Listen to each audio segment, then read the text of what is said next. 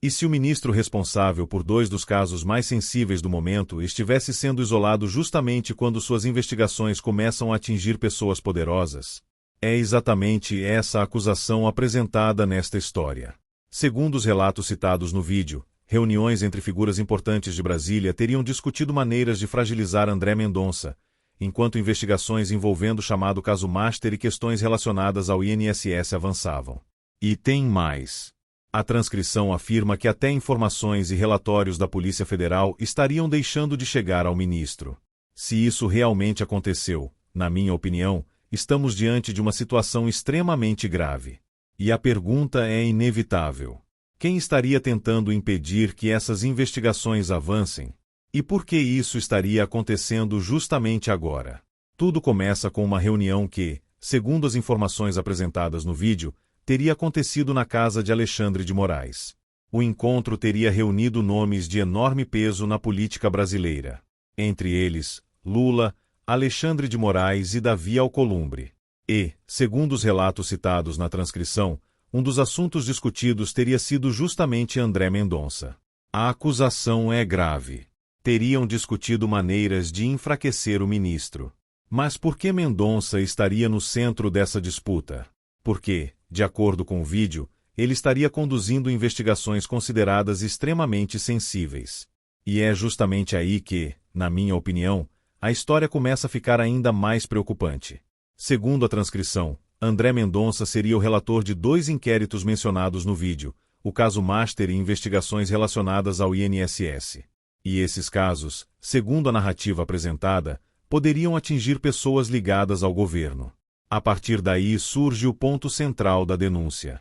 O vídeo afirma que teriam chegado ao gabinete de Mendonça informações sobre conversas realizadas durante aquele jantar. Conversas que, supostamente, envolveriam uma estratégia para fragilizar o ministro. Mas essa não seria a única situação estranha. Existe outra acusação ainda mais preocupante. De acordo com o vídeo, André Mendonça estaria irritado porque pedidos feitos por ele à Polícia Federal não estariam sendo respondidos da maneira esperada. O ministro teria solicitado relatórios relacionados às investigações. Mas, segundo a transcrição, esses documentos teriam deixado de chegar. E aqui está o detalhe que, na minha opinião, muda completamente o peso dessa história. Se o ministro é o relator de uma investigação, mas não recebe as informações produzidas pelos investigadores, como ele pode acompanhar adequadamente o caso? É essa pergunta que eu considero fundamental. A transcrição chega a afirmar que teria sido praticamente cortado o fluxo de informações entre o grupo responsável pelas investigações e o relator. E, na minha opinião, se essa descrição estiver correta, seria uma situação extremamente grave. Mas a história não termina em André Mendonça. A segunda parte da narrativa envolve acusações relacionadas ao filho do presidente Lula.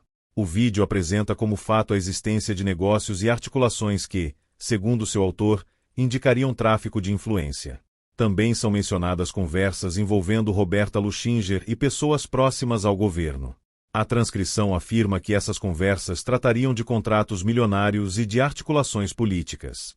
E é justamente nesse ponto que eu faço uma pergunta. Se existem tantas acusações e investigações, por que o caso não teria avançado da maneira esperada? A resposta apresentada pelo vídeo é direta: proteção política. Mas essa é a interpretação apresentada pelo narrador. Na minha opinião, essa seria uma das questões mais importantes de toda essa história. Enquanto toda essa disputa aconteceria nos bastidores de Brasília, o vídeo chama atenção para outro detalhe. Segundo a narrativa apresentada, o filho de Lula estaria vivendo em Madrid, em um condomínio de luxo. Enquanto isso, no Brasil, ministros, autoridades políticas e investigadores estariam envolvidos em uma disputa sobre o andamento das investigações. É esse contraste que, na minha visão, torna a história ainda mais chamativa. De um lado, investigações que poderiam atingir pessoas poderosas. Do outro, acusações de interferência, falta de informações e reuniões políticas. E no centro de tudo estaria André Mendonça. E existe ainda outro elemento destacado no vídeo: o momento político. A transcrição chama atenção para o fato de tudo isso acontecer em um período eleitoral. E é justamente por isso que o narrador questiona quais seriam as consequências políticas de uma investigação envolvendo pessoas próximas ao governo. A discussão deixa de ser apenas jurídica. Passa a envolver também política, eleições, STF, Polícia Federal e os principais nomes da República. Na minha opinião, é justamente essa combinação que faz essa história ser tão explosiva. Porque quando investigações, política e eleições se cruzam, qualquer novo acontecimento pode mudar completamente o cenário.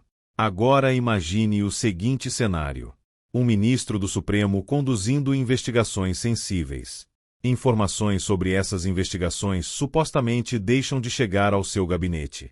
Ao mesmo tempo, surgem relatos de uma reunião entre autoridades poderosas na qual o nome desse ministro teria sido discutido.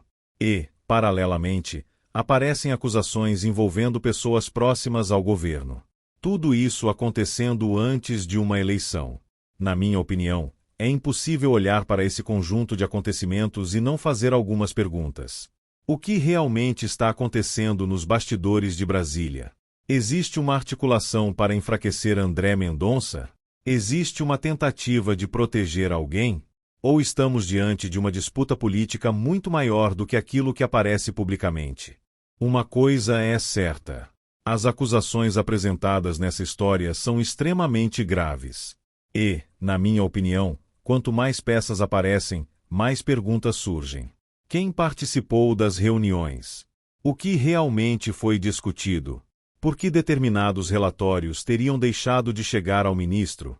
E, principalmente, quem teria interesse em impedir que essas investigações avançassem? Agora eu quero saber a sua opinião. Você acredita que existe uma articulação para enfraquecer André Mendonça ou acha que essa história está sendo exagerada politicamente? Comenta aqui embaixo. Porque essa discussão está apenas começando.